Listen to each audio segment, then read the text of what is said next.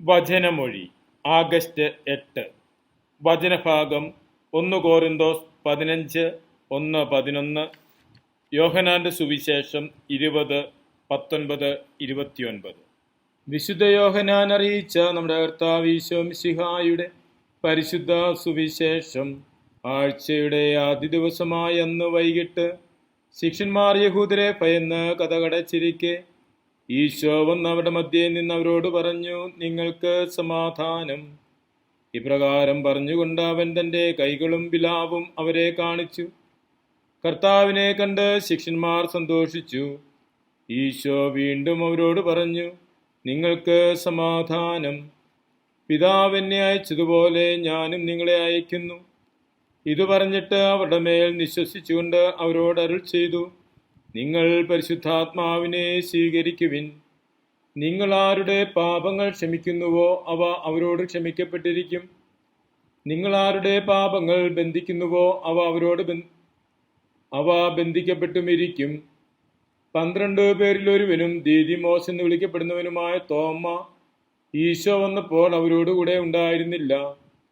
അതുകൊണ്ട് മറ്റു ശിഷ്യന്മാർ അവനോട് പറഞ്ഞു, ഞങ്ങൾ കർത്താവിനെ കണ്ടു. എന്നാൽ അവൻ പറഞ്ഞു, അവൻ്റെ കൈകളിൽ ആണികളുടെ പഴുതുകൾ ഞാൻ കാണുകയും അവയിൽ എൻ്റെ വിരൽ ഇടുകയും അവൻ്റെ വിലാവിൽ എൻ്റെ കൈവയ്ക്കുകയും ചെയ്താലല്ലാതെ ഞാൻ വിശ്വസിക്കുകയില്ല. 8 ദിവസങ്ങൾക്ക് ശേഷം വീണ്ടും അവൻ്റെ ശിഷ്യന്മാർ വീട്ടിലായിരുന്നപ്പോൾ തോമായും അവരോടുകൂടി ഉണ്ടായിരുന്നു. വാതിലുകൾ അടച്ചിരുന്നു. ഈശോ വന്ന അവരുടെ മധ്യത്തിൽ നിന്നുകൊണ്ട് പറഞ്ഞു, നിങ്ങൾക്ക് സമാധാനം. അവൻ തോമായോട് പറഞ്ഞു, നിന്റെ വിരൽ ഇവിടെ കൊണ്ടുവരിക, എൻ്റെ കൈകൾ കാണുക. നിന്റെ കൈ നീട്ടി എൻ്റെ വിലാവിൽ വയ്ക്കുക. അവിശ്വാസിയാകാതെ വിശ്വാസിയായിരിക്കുക. തോമാ പറഞ്ഞു, എൻ്റെ കർത്താവേ, എൻ്റെ ദൈവമേ. ഈശോ അവനോട് പറഞ്ഞു, നീ എന്നെ കണ്ടതുകൊണ്ട് വിശ്വസിച്ചു. കാണാതെ വിശ്വസിക്കുന്നവർ ഭാഗ്യവാന്മാർ. ഈശോയിൽ സ്നേഹമുള്ളവരെ, ഉത്തിതനായ മിശിഹ അപ്പസ്തോലന്മാർക്ക് പ്രത്യക്ഷപ്പെടുന്ന സംഭവമാണ് സുവിശേഷത്തിൽ നിന്ന് നാം ശ്രവിച്ചത്. ഉത്തിതനായ മിശിഹ 2 പ്രാവശ്യം പ്രത്യക്ഷപ്പെടുന്ന കാര്യം പറയുന്നുണ്ട് ഇന്നത്തെ സുവിശേഷത്തിൽ. ആദ്യം പ്രത്യക്ഷപ്പെട്ടപ്പോൾ അവിടെ തോമാസ് ലീഹ ഇല്ലായിരുന്നു. തോമാസ് ലീഹ ഉത്തിതനായ മിശിഹായുമായി വ്യക്തിപരമായി അനുഭവം ഉണ്ടാകണമെന്ന് തീക്ഷ്ണമായി ആഗ്രഹിക്കുകയും അതിനുവേണ്ടി കാത്തിരിക്കുകയും ചെയ്യുകയാണ്. ഉത്തിതനായ മിശിഹായെ അനുഭവിച്ച തോമസ് കർത്താവും ദൈവവുമായി അവിടുത്തെ ഏറ്റുപറയുകയുമാണ് ചെയ്യുന്നത്.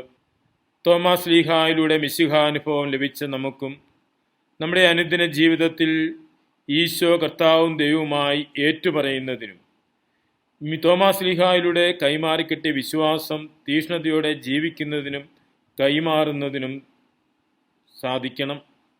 തോമാസ് ലീഹായുടെ ശിഷ്യനായ മാർ മാറിയുടെ തിരുനാൾ ആചരിക്കുന്ന ദിവസം കൂടിയാണ് ഇന്ന്. മാർ മാറിയും നമ്മോട് പറയുന്നത്, തോമാസ് ലീഹായിൽ നിന്ന് ലഭിച്ച മിശിഹാനുഭവത്തിൽ ആഴപ്പെട്ട് ജീവിക്കുവാനും ആ മിശിഹാനുഭവം ജീവിതത്തിലൂടെ വരുന്ന തലമുറയിലേക്ക് കൈമാറുവാനുമാണ്. നമുക്കും നമ്മുടെ അനുദിന ജീവിതത്തിലൂടെ കർത്താവും ദൈവവുമായി ഈശോയെ പ്രഘോഷിക്കുന്നതിനും നമ്മുടെ പ്രവൃത്തികളിലൂടെ അവിടുത്തെ അനുകരിക്കുന്നതിനും ദൈവകൃപ പ്രാർത്ഥിക്കാം. മിശിഹ നമ്മെ അനുഗ്രഹിക്കട്ടെ. ആമേൻ.